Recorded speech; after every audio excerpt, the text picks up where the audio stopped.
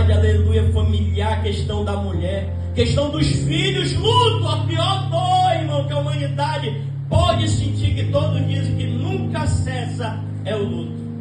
Quando você um dia vai lembrar de um pai, vai lembrar de uma mãe, de um irmão, de um parente que se foi, que você amava. E adivinha?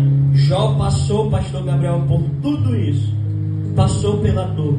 Mas Deus no final restaurou todas as coisas, porque Ele venceu a tempestade. Ele não desistiu, Ele prosseguiu, Ele continuou, e Deus restaurou todas as coisas. Deu novamente filhos, deu novamente finanças, restaurou a saúde, restaurou o casamento. Meu Deus do céu, estou pregando para alguém, será nessa manhã, porque Ele passou, mas suportou. A tempestade não foi maior do que Deus.